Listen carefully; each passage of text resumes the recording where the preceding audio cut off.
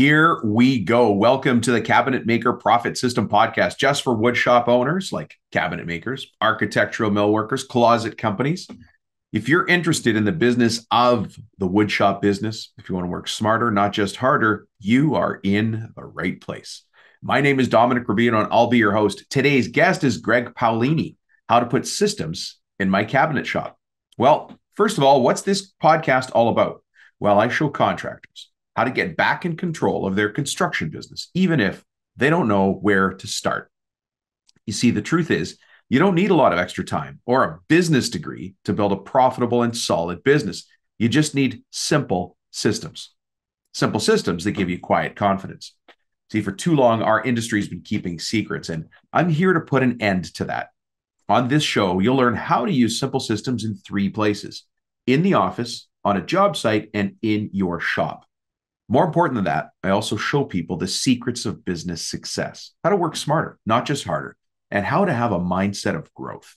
So if you're a business owner who's curious to find ways to run your business profitably, to have more time off, to do the things you love, to build a team you can rely on, and grow a company that one day you can sell or pass on to somebody else, or just live off the cash flow, you're in the right place. I'm a business owner. I'm also a business coach. The only people I work with are construction and contracting business owners who want to get to the next level in their business. Now, I host this podcast because one day I want to be your business coach. As a matter of fact, I have a team of business coaches that I have personally hand-selected and trained. I have high expectations for the people that join my team, and I'm proud of every single one of them. As you listen to this podcast, ask yourself if you think me and my team might be the right tool to help you get to the next level. Now, with that being said, let me go into business coach mode right now. I'm going to challenge you. In this episode with Greg, you're going to hear something or learn something or realize something. Okay, well, on that, I want you to take action in the next 24 hours. And then I want you to pay attention on how that improves your business or your life. I hope you know that this podcast is built to educate, inform, and inspire you. So let me get into your head and ask you an inspirational question. Are you happy being a contractor who runs a few crews? Or do you want to be a business person who just happens to run a construction company? By the end of today's episode, you'll know the answer. Let's get to it.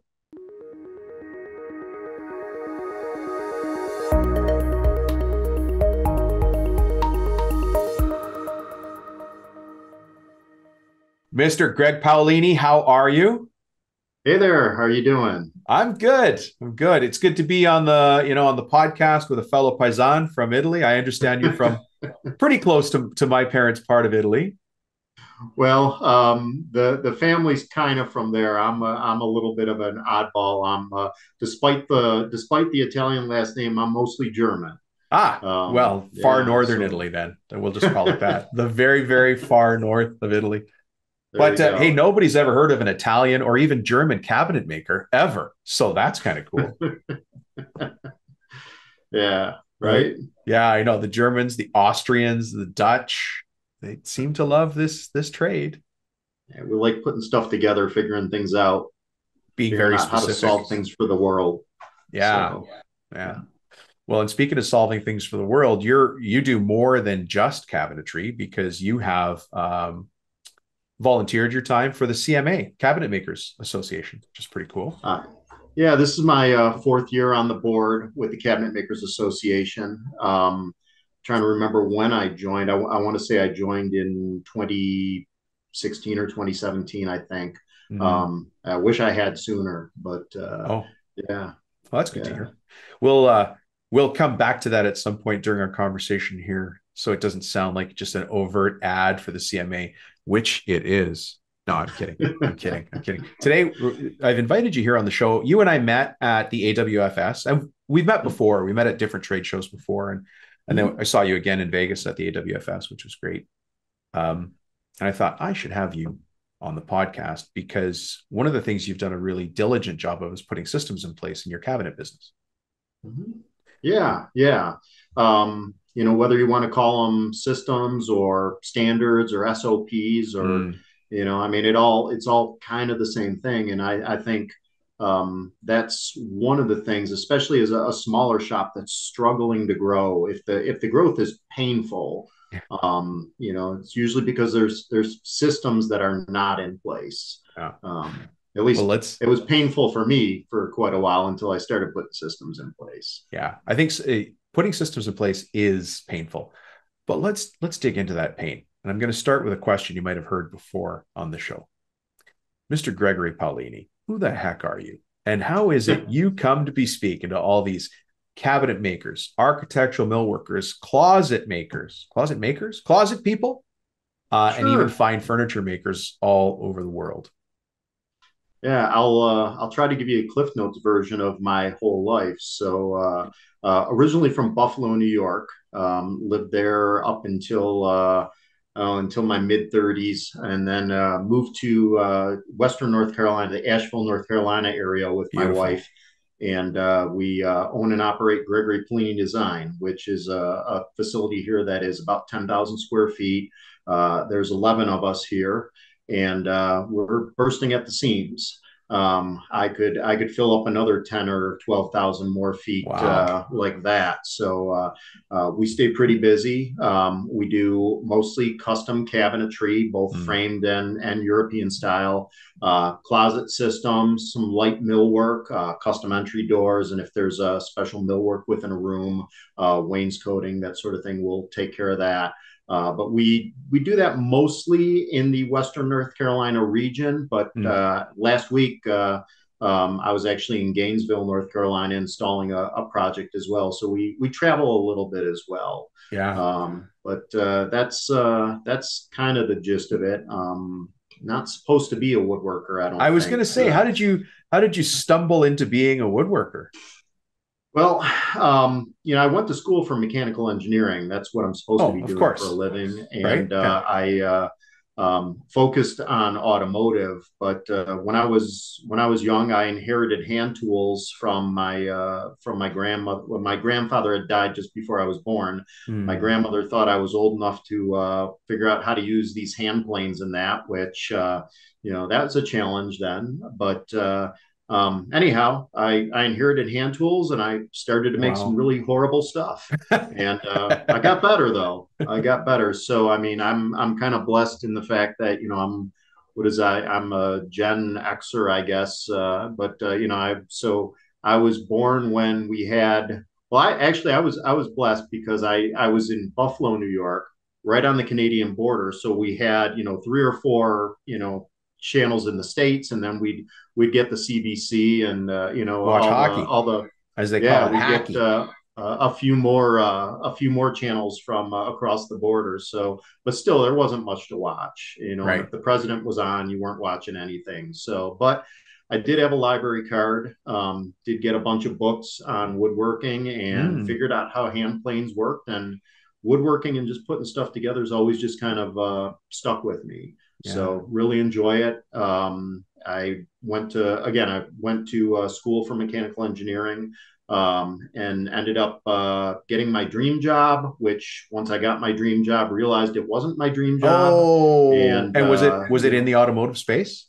it was, Right. Okay. yeah, for one of the big car companies, and just wasn't my dream job.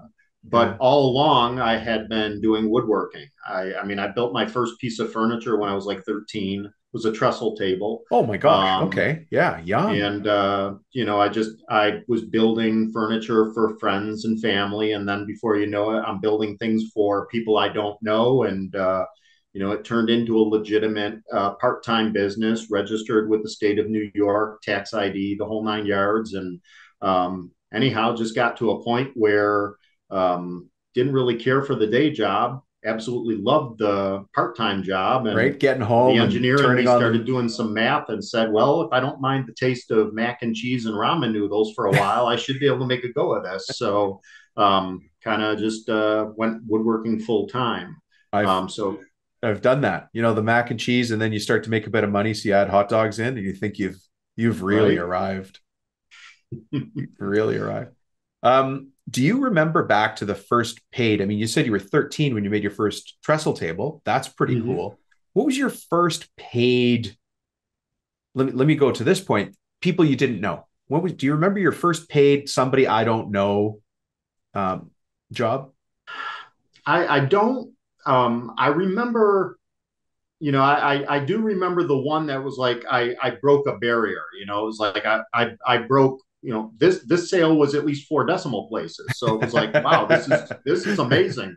And I do remember that one, and it was a custom bookcase that I ended up making. Okay. All old school mortise and tenon joinery, all the way it's supposed to be Beautiful. made, Yeah. right? Yeah. Yeah. So I do remember that. And then, I remember other key things that happen along, like, when you cross that $10,000 sale and then, now, oh, wow, I just made a deposit for 100,000 or now a 250,000 or something like that. It's like Craziness, right? those To kind of think, things stick in your mind, but it's just all, it's just scale. It's you continue to grow and the numbers get bigger, and the numbers that go out get bigger too. So yeah, that's that's the right. The other part of expenses. it. Well, you've got 11, I suppose. Is it 10 employees plus you?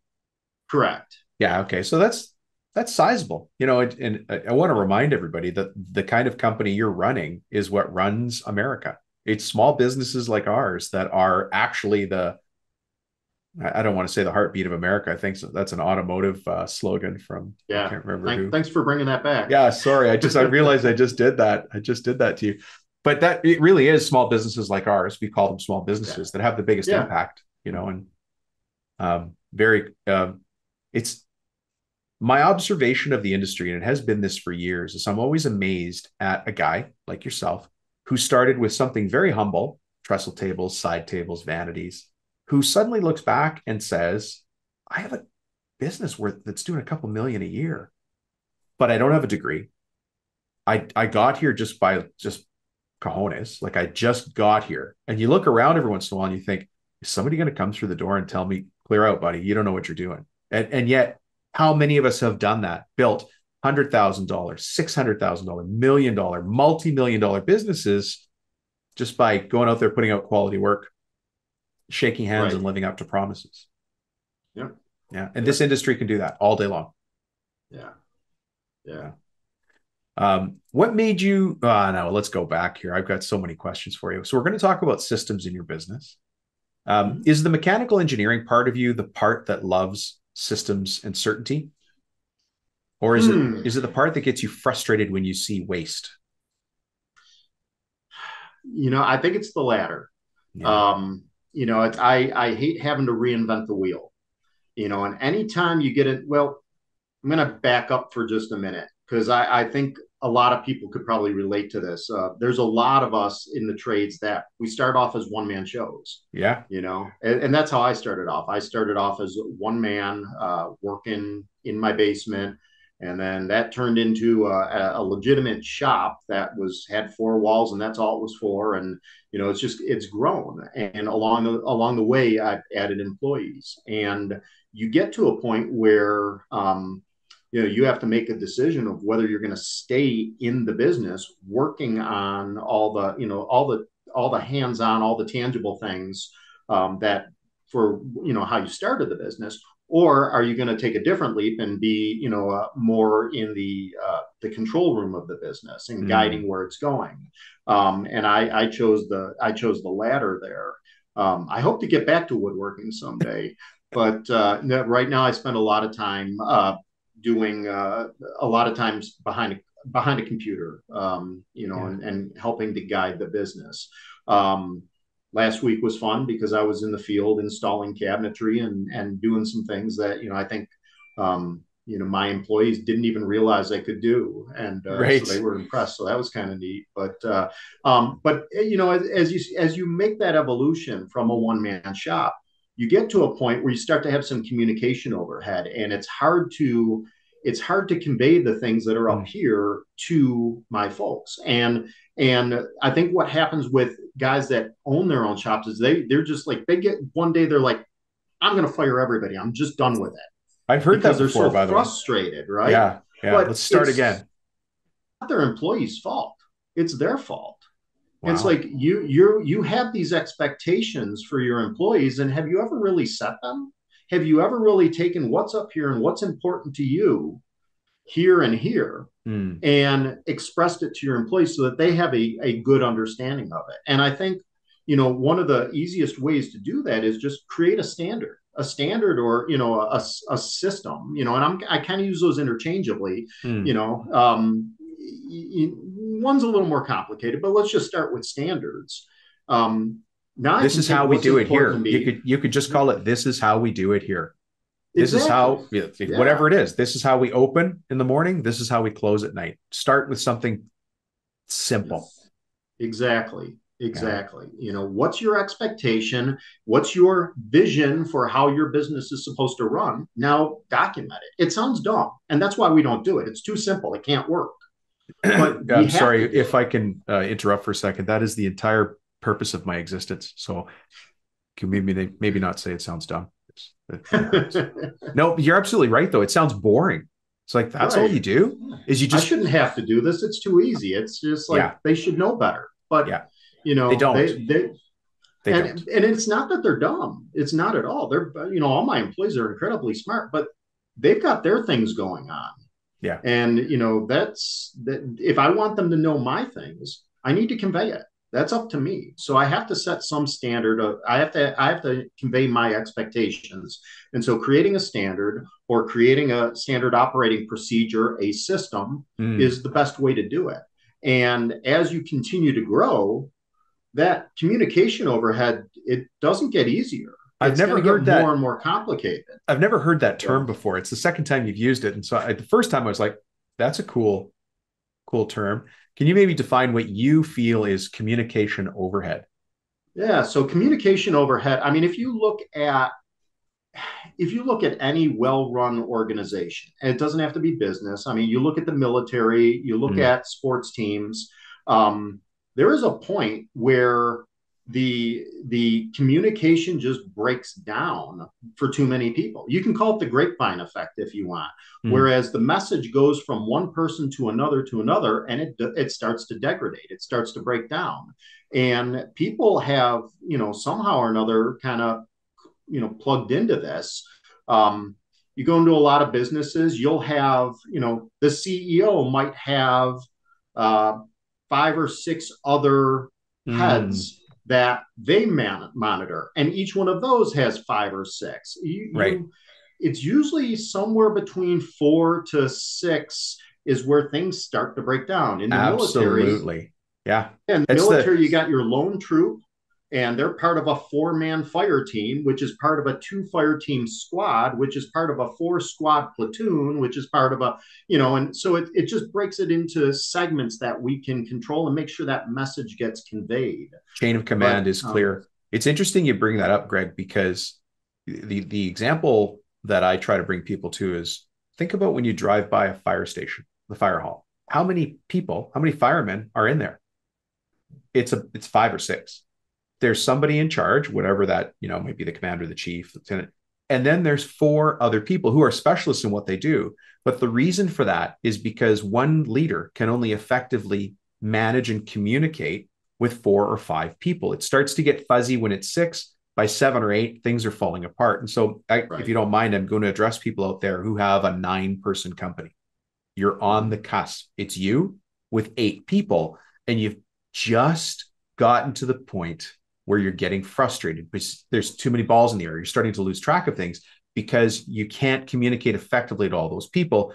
So, to your point, you have to create a little subgroup and have maybe a mini leader or a sub leader who takes care of 3 of those people, and you only communicate to that one. Let's call it a sub assembly lead, right? You only communicate to that Right. person, and they communicate it back down. But otherwise, you get ahead of yourself and you can't. I love your term though, communication overhead. That's an excellent I can't phrase. take credit for it. I heard it somewhere. Don't know I'm where, I'm but going to quote the great Gregory Paolini from now on with the phrase communication overhead. oh, It's interesting though that you came that way. Now you mentioned the military there with a lot of ease and confidence. Do you have a military background? I do. Yeah. Yeah. I was in the Marine Corps. Oh, okay. The fact that you answered that in 2 words tells me to stop asking and move on. So I'm going to do that. For people in the military, that sometimes the answer is short and it means just move on. So we're going to do that. Thank you, by the way. It's important that we all recognize what people in the military do for us, because that's what allows us to do this. This is the greatest time ever to be in business for ourselves, ever in the history of the world. I can call whoever I want. I can do a deal with whoever I want. I can say no to whoever I want. There's nothing. We can get money, access to capital. We can rent or buy space, things that don't exist in other countries because of you guys. So I'll leave that. Thank you. So do you remember the first challenge you had in putting systems in place when you started to add people? Like the first friction point? Yeah, so I did it a little backwards there. I added people and kind of got to a stumbling block. I my business was growing and growing and growing, and then it kind of plateaued. And I couldn't figure it out. And part of it was me. I had to let go of a lot of things I was doing. I just had to delegate, and so I struggled with that too, because it's so easy, to say I'm going to delegate, but then you still get in there and micromanage things, which, when you do that, you're sabotaging yourself, because you're telling your team, hey, I trust you, but let me get in there and do that. And, so your actions, your mouth is saying, hey, I hired you because I trust you, but your actions are saying, I don't trust you. I need to do it. So, I needed to become aware of that. But then even when I did, I just found, part of the reason we plateaued was I was spending too much of my time explaining the same thing over and over again. I mean, every time you add an employee, even if you have very low turnover, which we don't have, we don't have much turnover here, but every time you add an employee, you can either, what is that? I think the movie's Multiplicity, where the guy makes a clone of himself, and then the clone makes a clone of himself, and the third, or the clones get dumber. By the way, the clones start to get dumber. So you ever make a copy of a copy? I think that's the line from the movie. It gets fuzzy. Yeah. So if you want them to hear that message, it's like, I have to stop doing what I'm doing. I have to go. They have to hear it from the horse's mouth, unless I document it. And now the person that, one of my more senior employees can train that person, but referencing the standards that I have. So that way, they're making sure that they convey what's important to me, what's important to the process. They're also working off of the most current process. And it also helps them too, because if they're forgetting anything little, there's the reminder too. So we have like a rule here where when we have a new employee, or even if it's an older employee that's just learning new skills, the person that's training, they have to grab the standards, the SOP, the system, whatever we want to call it. They need to grab that. It's physical. It's a printout. They're laminated. They're all over the shop. We have them digitally too, so it's real easy for everyone to access them, because all my folks here, they've got tablets and workstation screens and everything that they can get at this stuff digitally. But anyhow, the trainer needs to have the standard, and then whoever's learning, it's their responsibility that they don't start learning until that standard's in front of them too. So it's kind of like a checks and balances. So that's one of your simple rules is, let's say I'm moving from assembly to, you're going to train me on, I don't know, edge banding. That might be backwards in your company, but just say that that's the case. So you're going to say that whoever's training me on the edge bander has to have the laminated how-to sheet or SOP. And the person learning, now I'm learning edge bander, I have the same one, or we're both looking at the same document that says step 1, step 2, step 3. Yeah. And that, that person that's learning, they're also empowered to tell the person training them, no, you're not teaching me anything until we have the standard here. Because that way we're all on the same page. And it kind of shows rule, people Greg? too. Like I'm trying to help people, because I've got some questions. I so badly want to put up my hand like a student in the audience because I love what you're saying here and I want to go deeper. But is that if you have a handful of rules that sit over top of the SOPs, what are the handful of rules for Paolini Design? I mean, one of them is training anybody, you got to have the SOP in hand. I mean, that's a rule. Yeah. What other rules do you have, or what other things do you hold fast to? Oh, there's not too many unwritten rules here, but that's actually one of them that we don't have written. It's just part of, Who we hey, are. whatever you're doing, Mm. you have to follow the standard. And if, you're training somebody, there is a process for training that person. And, the start of that is, get the standard. So that's one Perfect. of them. But, most of our rules, I mean, we've got an employee handbook. I think it's important. People, again, it's setting expectations. Yeah. There's what happens when Christmas falls on a Sunday. Well, it's a no-brainer. You don't have to waste my time. Look it up at home. It's right there in the handbook.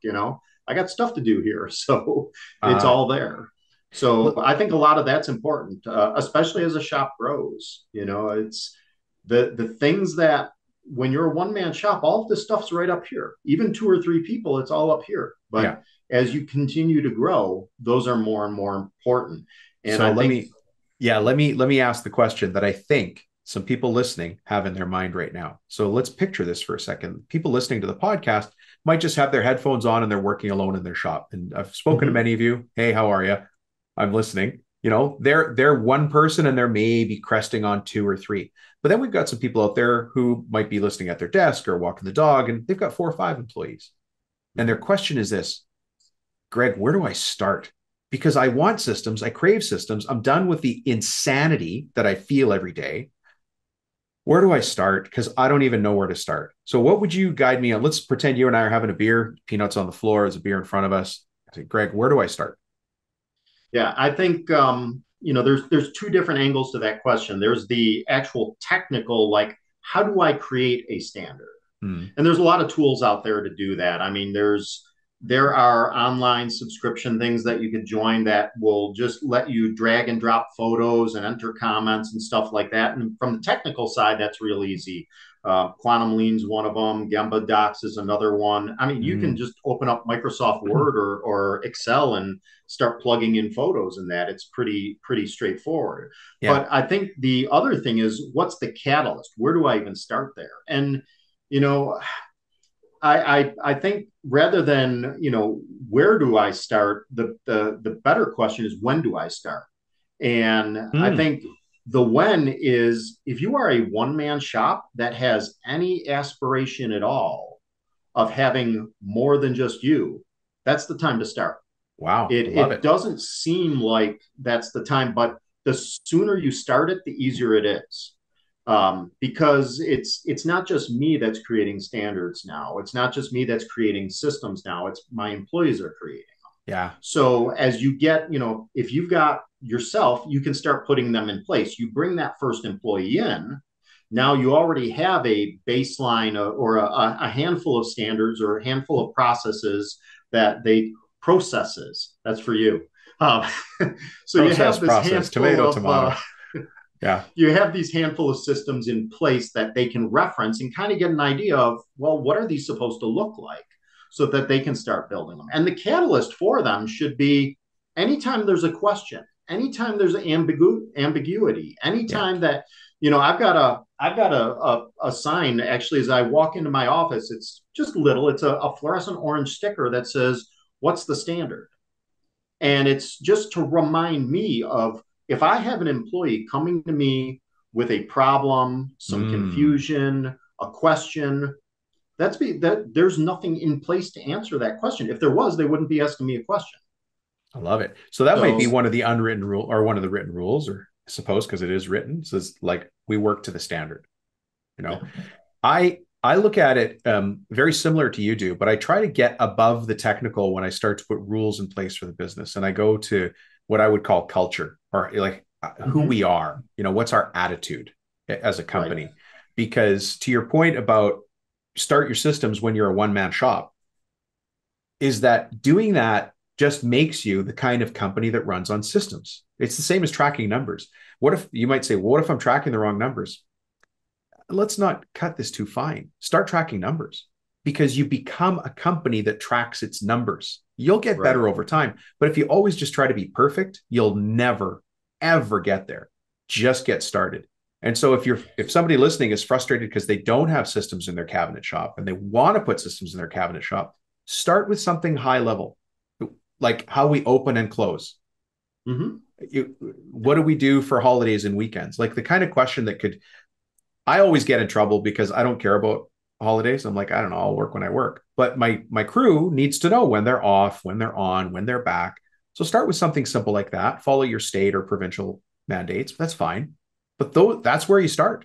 Start with Right. something that has nothing to do with how we stain unfinished wood or how we paint this or how we edge band some. None of that stuff. Start with high level things. Like what time do we show up to work? Or one of my favorites, and you talked about jumbo docs, so maybe you have this. On your first day of work, what do you expect me to show up with if I'm working in a cabinet shop? Greg, let me ask you, what should I show up to work with? Yeah. Well, at our place, you're just going to show up. Ah, and do you then Wear provide me with a comfortable tape measure, shoes. a pencil, Yeah, we're going to provide everything. Ah, okay. Because I see too many Yeah. shops where, and we've done this through, if you've heard the show before, Rick Patak is our resident lean expert, and he'll do videos of a shop, and then we do a video assessment with the owner.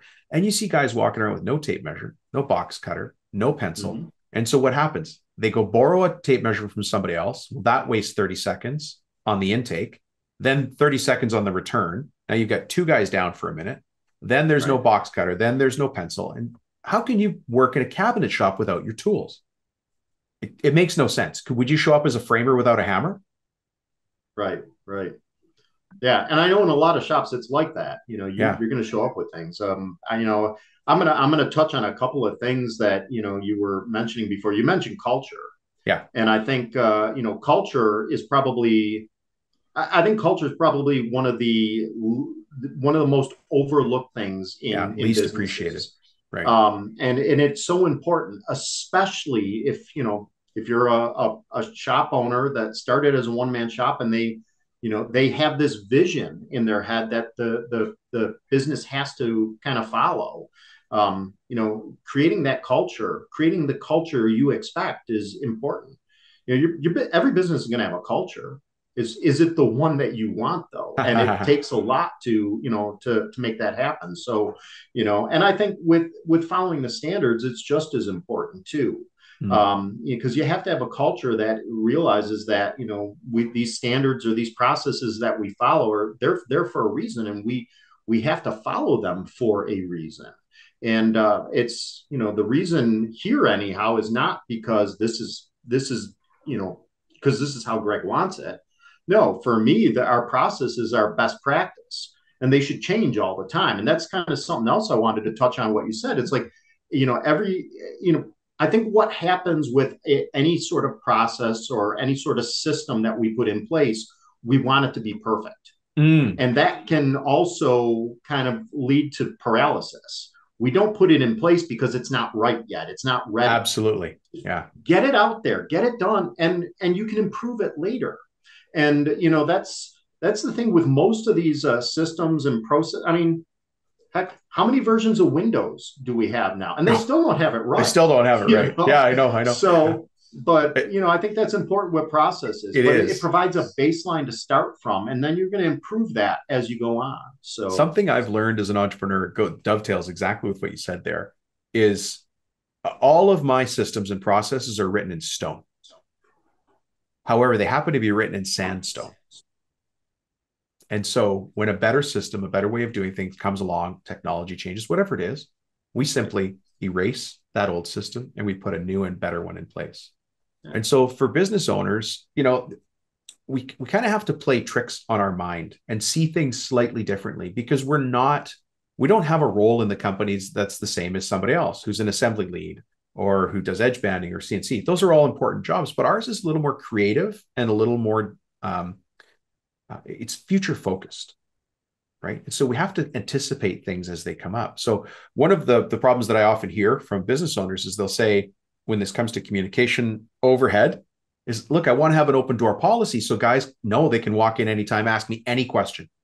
I always want to answer their questions to keep production moving, which is a great and noble thing to say. I would just add to that, say, look, I also have an open door policy, Tuesdays and Thursdays from 10 till 2. That's when you can ask me a question. That's at least making a start to what you said is just get started. It doesn't have to be perfect. It just has to be there, and we can modify it as we go. Yep. What when you look at systems and how do I say this? When you have a customer issue, so you got a quality issue, like a go back issue, and let's say it's always the same one. We're delivering, this is the third time a project has gone out without kicks. And your eye just twitched. I don't know. You guys may not see this on the YouTube video, but there was a little tell there, a little poker tell. Third time a project has gone out without kicks, different projects. Talk to me about how you would go and deal with that at Gregory Paolini Design. What would be the process you'd follow? Yeah. So, um, we don't do it with every project, and we really ought to. But again, it's another military thing, an after action report or after action review, where you just kind of look at the end of each project and you start talking about what went right, what went wrong, what can we do better, and what do we do well. Um, I don't know if it's the German in me, the Marine in me, what it is in me that tends to leave out the last portion of that. What do we do well? Because I'm just always focused on that. How can we improve? But we talked about this, the gap and the gain. We talked about this earlier today. Awesome book. Yeah. So, we try to look at what went wrong, and we try to address those sort of things so we're not making those mistakes over and over again. I mean, mistakes happen; they're always going to happen. But when they happen repetitively, it's not a mistake; it's negligence, and it's negligence, especially on my part, if I don't have something in place. So anything that goes wrong in the shop, at first it's on me. If there's no standard, it's on me. And so I'm going to create a standard. It might be a BS standard to start with too. It might just be like, remember kicks, and then we can, improve upon that. Maybe that evolves into some sort of a checklist that goes out with every job. And, or maybe if you're using some sort of ERP or management software, enterprise resource platform, you're entering in some line in there to remind you to do that. But there's got to be a system put in place to make sure that doesn't happen anymore. So for us, the first time, shame on us, or, and then the second, whatever that phrase is. But, the first time's an accident. The second time, it's no, we dropped the ball big time. Not that we forgot it a second time. We dropped the ball in that we didn't put a system in place to make sure that we don't forget it. I'm not, this is an observation that I'm making as a business coach. This is going to come out as a compliment. So you're about to look good here. You take a lot of personal responsibility inside your company. I can already tell by the way you talk. When you say, if something happened, it's on me, right? And so people that take personal responsibility, they take ownership, they have some sort of vision, they take responsibility. That's the same for you and I as owners, and the same for the people who work for us. The opposite is also true, where we have people who just place blame and they make excuses and they're in denial. And denial would be, I don't know why the guys didn't send out the kicks. I've asked them 100 times. That's denial. When I say things like that, I'm allowing other people to say things like that when it's their turn to make an excuse, right? When it's their turn to be negative. And I wonder, did you learn that in the military? Did you learn that in your German household? Maybe. Or is that just burned into you for some innate reason? Yeah, there's a man, just a boss from a while ago, Daryl Kerr, that when I was real young, something happened, and I blamed it on somebody else, and reality was it was that other person's fault. But Daryl put me in my place really fast, and he's like, Greg, whatever's going on, ultimately you're responsible for it. It's like, it doesn't matter what it is, you're responsible for it. And I cursed him for a little bit, but then you're really quoting him today. Looked at it objectively, and it's like, this is this is 30 plus years ago. This is 35 years ago or so. And I mean, it still sticks in my head. And it's like, you know what? He's absolutely right. Even if I didn't actually do it, maybe I created an environment where it's allowed to happen. Ultimately, it's my fault. So something has, I either didn't train my people properly, or I didn't label things properly. I didn't set the expectation. I didn't put the system in, something or another. If all of this is within my responsibility, it's my I, responsibility. It's my fault, even if I'm not the one that made the yeah, mistake that we're trying to solve. I hope that everybody listening, just by listening to you, knows the quality of cabinets you put out. Because I could tell by the approach you take that if I was a homeowner and listened to this, I'd be like, we got to use Gregory Paolini Design, hands down. There's just no other, because that level of personal responsibility filters down to the people. It filters down to what you'll accept for the gap on a joint, on a corner. It just means that's going to happen, right? The same as go backs, and they're just, I can tell by listening to you that that's the approach that your company takes. All of our companies are a reflection of us as the owners. Mm-hmm. They just are. That's how it works, right? And so when we want to change those things, we have to change our thinking or change our approach. I love your take on this. It's funny because the topic today is how do I put systems in my cabinet shop, and we've talked about mindset more than anything, Yeah. right? We've talked about that mindset, the approach that we take. Let me ask, when we go back to the mindset of ownership, do you have anybody on your team, or have you had people on your team who've been those people who place blame or make excuses? And Oh yeah. A, how long do they last? Or B, how do you bring them into the Paolini world? Yeah. Earlier on, they lasted a lot longer. But as we've gone along, you just start to realize that those people are toxic. Mm, You got to get them out of the system. You try to counsel them first, but it's the rare individual that is going to take that in.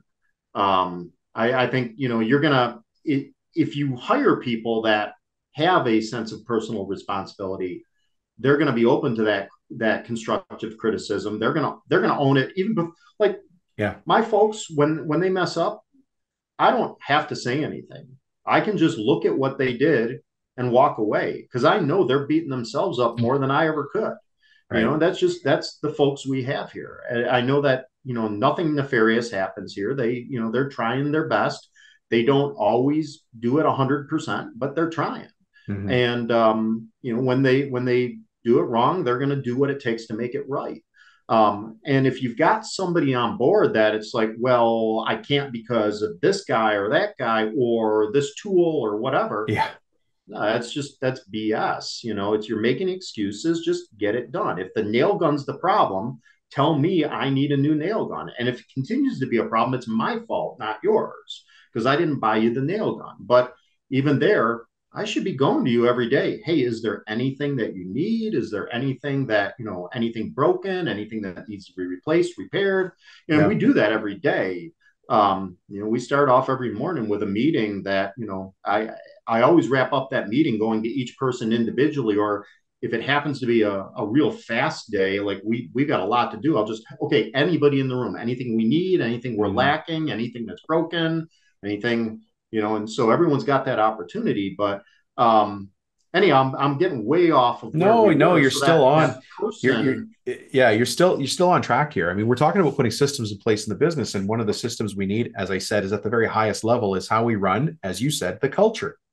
yeah. And I've said this on the show many times, but if I stand for nothing, I'll fall for anything, right? And so I have to set the tone as the leader, not perhaps somebody else in the company who's got a stronger personality but a worse attitude, because they're happy to try to take over as the leader. But I have to be the one that sets the standard, all the way back to the fact that it's my name on the contract we signed with let's say the homeowner or the architect, whatever, whoever we're building for ultimately. So we have to stay true to that. This is how it works at this company. These are the rules. This is how we're going to do it. Until we can find a better way, this is the way we do it. I think kind of on that same thing, I think one of the things that keeps the bad apples or the bad actors in place longest Mm. is they're the only person that can do that job. So I can't fire them. Yeah, isn't Especially when that's a you're a fear? young company. Yeah, You're a young company or inexperienced. Like I said, the first couple folks that I had to help find other jobs, it took me a while to help them I like find how other you said that. jobs. Yeah, it And was your finisher, wasn't it?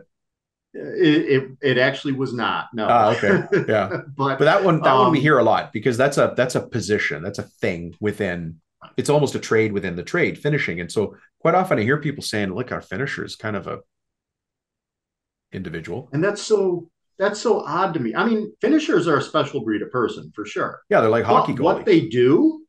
what they do is actually very scientific. It's probably one of the easiest things in the shop to replicate. It's like, here's what a fan pattern looks like. Here's what viscosity is. I mean, all these things are quantifiable. Right. Here's how you hold the gun. This is how your wrist needs to stay. It's very easy to convey those, especially if you have standards or systems in place to convey that information. Mm. I think where the finisher becomes special is now finding the person that wants to do that for 8 or 10 hours a day. That's a whole different story. Yeah. But the actual act of what they're doing, I think the art form comes in with colors and that, and when you start doing special tinting and that, but the actual physical act of spraying is pretty straightforward. The act of finishing, but anyways, But sometimes you get that kind of person who's got that special skill set and that you feel held hostage. What do you do when yeah. you come into that situation where you've got a bad actor, as you said, somebody with a negative attitude, poisonous So the attitude? So, I mean, I don't see that too much anymore. I kind of try to weed those people out during the hiring process. I spend a Mm. lot more time interviewing now than I did in the past. It was Mm. at my first few employees, it was more like you have a pulse and you have a hammer. All right, come on. And now it's kind of just it's the opposite. I'm hiring for character. I don't really care what skills you got. I mean, I've got a lot of employees that have very little woodworking skill when they came to me. Lovely. And they've got Wow. lots of woodworking skill now, but they had great character. Right. So that's why they're a good fit. But when you do get the bad apple, and usually it's when I'm hiring somebody that's got a lot of experience and they come on board and they're set in their way and they know what they're doing and this prima donna thing's hitting in. It's like, you try to counsel that person. Yeah. Hey, this is what our expectations are. We're part of a team. This is a football team. It's not, the quarterback can't score anything on his own. He's going to get tackled. He's going to get ribs busted and everything. It doesn't matter how good of an individual player you are. This is part You're of a still part team of a that team. Yeah. have to just work with. And if that person isn't a team person, there's nothing wrong with that. I mean, there's solo sports out there. You don't have to be on the football team. You can Play tennis or play racquetball or frisbee or whatever it pickleball. is that Yeah. you like. Yeah. I don't know, but I'm not really a sports guy. But I mean, there's single person sports, I think, right? There is. Yeah. So Go run and marathons. and The, they're the good, analogy yeah. works though, And right? those You need to be on a different team, is the point. exactly This different is not the sport, team for different you. team, something, right? Not the team for you. So, but you try to counsel those people, and if it works, great, and if it doesn't, it's nothing personal, man. It's just not the right fit, and it's just coming to the. I used to approach that thing as like I'm ruining their lives by firing them because that's how I would feel if I got fired, but they're not me, Yeah. and this just might not be a good place for them. So I'm going to help them find a better place for them. And that's, they're going to be happier and we're going to be happier too. Yeah. So, but now that's one of the things that, as you are in business longer and you learn more, you learn to spend more time in the hiring process and make sure you get the right person in and less Yeah. problems you have to deal with in the long run. Well, face the So, reality. Like if we've got the wrong person, we simply have the wrong person. yeah.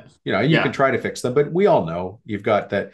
Have you ever heard the saying that winners brighten a room by entering and losers brighten the room by leaving? Right.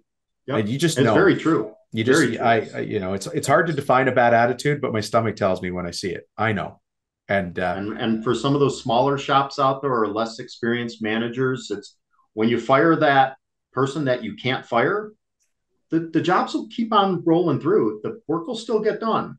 It might be a bump in the road, but it'll still get done. And yeah, the rest of the crew will shine. yeah, So yeah. Um, Such a great conversation, but we can't forget the other part of I mean, this is not the other part of your life, but it's one other aspect of your life, which is your activity with the CMA, which is Cabinet Makers Association, or cabinetmakers.org on the net. And I have to Right. say, I'm a fan of industry associations across the board. Mm-hmm. So without offending anybody, it doesn't matter to me whether it's Cabinet Makers or AWI or AUMAC or NKBA. Like, what I have found through observation is that the kind of owners like yourself who join an association, they're curious about more. You know, Mm-hmm. they're kind of done with, I wake up in the morning, I drive to my shop or job site, and then I drive home. And I don't see outside of it. But every once in a while, somebody stands up and they stretch their back and they look around and they go, is anybody else dealing with the same stuff? Maybe I could go have a coffee with them and hang out and learn. And suddenly the world Mm-hmm. opens up. You start to see things different. So how did you get involved with the CMA? Yeah. So, I mean, I think, I eventually joined for, kind of the same reason. I knew about the CMA for a long time, and Mm, I just neglected joining. And the right piece of marketing material hit me at the right time, and it was just all of the pain points I was feeling. They were, showing solutions for, and it's like right. I got to give this place a try. And I'd been kicking it around for a while. I'm glad I did. I've learned a lot, and there's within the Cabinet Makers Association, there are shops, organizations that are a lot larger than ours. Mm, They've already been through the growing pains that I'm going through, so they're able to help me navigate through those. It's I think in a lot of the business coaching books, in a lot of the great books, it's like you want to play basketball, you want to be a great basketball player. You can either play with the guys down the street, or you can go play with Michael Jordan. right. You You're going to know, get better faster when you're with a stronger. Yeah. My right. goal is never to be the smartest guy in the room, which by the way is easy. I want to be the guy that's in the room listening, very Mm-hmm. interested in what other people around me are saying. Like, oh my goodness, I'm surrounded by some great ideas. Yeah, and that's the whole reason I ended up joining. I'm smart enough to know that I'm not the smartest guy in the room, and I don't want to reinvent the wheel. I'd rather just take, okay, what's working for you? Here's my pain point. Has anyone else felt it? You have? Okay, what are you doing? And that's probably going to work for me because I'm not a unicorn. But Greg, So aren't they going to steal all your great ideas and put them in place in their market and put you out of business? yeah, Ridiculous. if it were that, yeah, people totally don't give enough credit to discipline. You know, the discipline of what it takes to take that idea that you just stole and actually make it happen. Yeah. So I'll give away any idea. There's no secret sauce here. It's just discipline. It's Hey, doing ideas are like simple elbows. things. Everybody's got at least two of them. But you just like you said, you've got to do something with it. I'll Mm-hmm. give away all my ideas. You go put it in place, right? There's books written that answer whatever question is burning brightest in your mind. There's entire books. Yeah. And yet, has anybody gone to read that book and implement step by step what that person who's gone through the same experience has said to do? And Right. I only bring that up because sometimes people will say, well, I don't want to go there. Then everybody in my corner of Utah or everybody in my corner of Saskatchewan is going to do the same thing. No, Right. they're not. They're not the same as you. There's so much opportunity in this world. You're missing more than they're getting. Yeah. Yeah. Absolutely. Yeah. And what's your role at the CMA? What do you do there? I'm the Because you're on the secretary, board, right? so Ah, okay. I Yeah. am. Yeah, I'm a board member. This is my fourth year as the secretary. So. Yeah, because I saw you behind the booth. You were looking very Mhm. official there, shaking hands, handing out business. No, it's great because you were standing there with Ken when I walked by the first time, Ken Kumpf. Mhm. Ken's been on the show before. Actually, he's coming back on the show soon. Oh, okay, It's cool. a parade of giants, is what I've got here. Parade of giants. Ken's going to talk about pricing because he's a pricing guru. Love his info.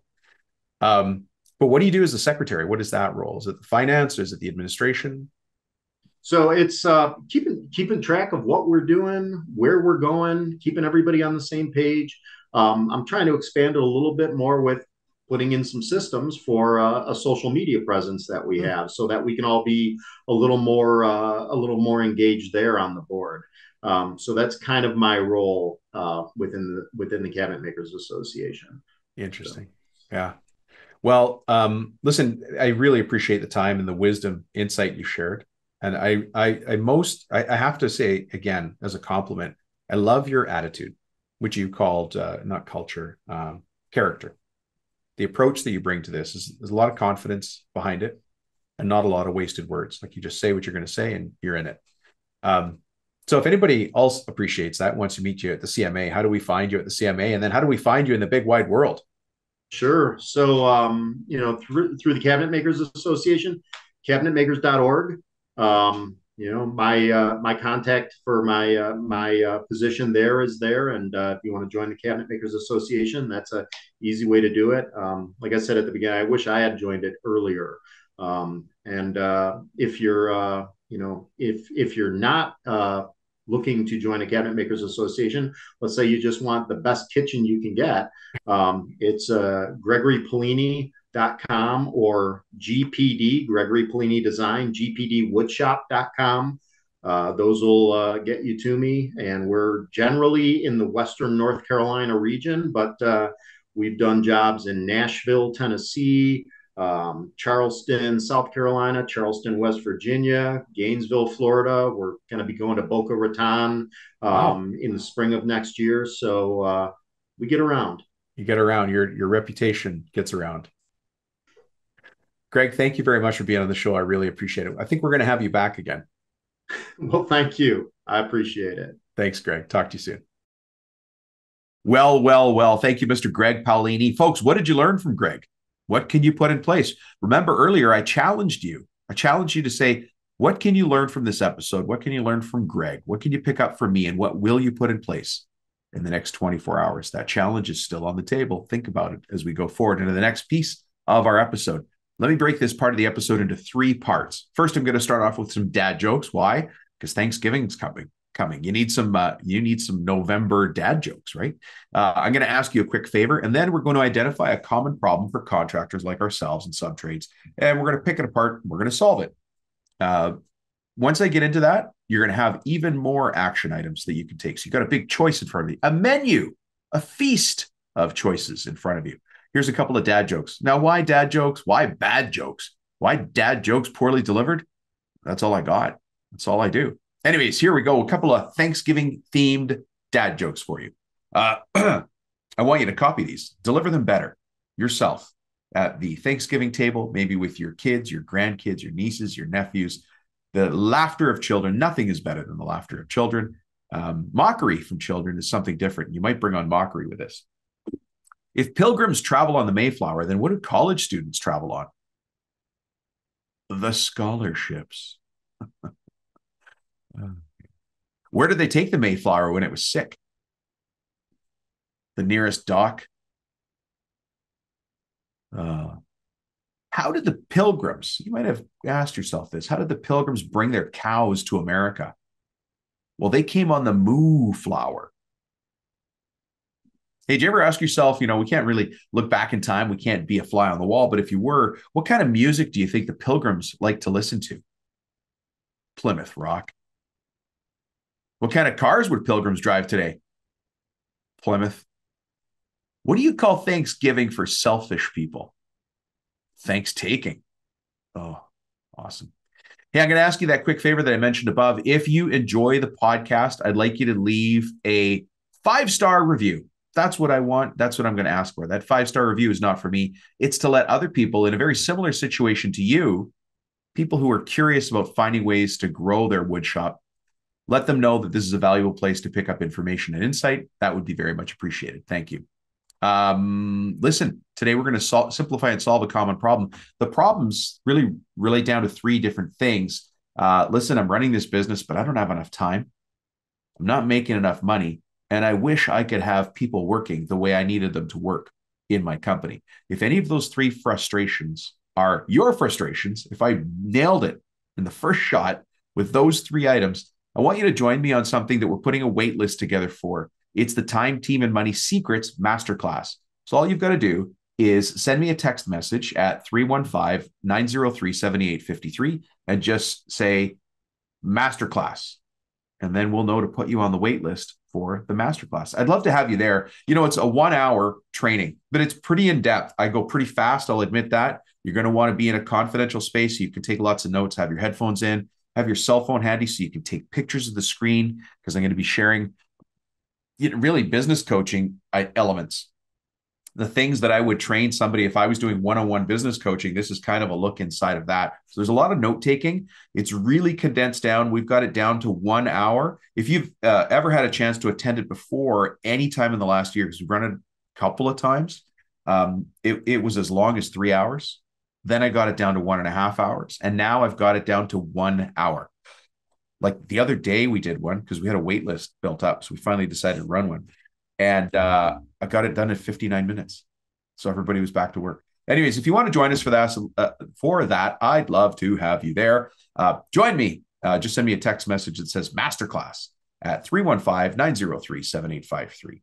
Until then, I look forward to the day when you and I can sit down like humans and have a glass of wine, coffee, just talk like regular humans instead of this weird and crazy podcast world. But smile. You're doing great things. Please remember this. I haven't reminded us of this in a long time. The work you do is important. As we approach Thanksgiving and as we approach Christmas, the people that you employ get to take home their paychecks, plunk them down on the kitchen table, and use that money for their family and their extended family. Because when they take home a paycheck from you, that turns into Christmas gifts under other people's trees. And that, my friend, makes you a big deal. Stay tuned. There's a very special Christmas episode coming out here on the podcast. I know you're going to love it. Until then, folks, until we have that glass of wine or a cup of coffee, we'll talk to you soon. Bye-bye.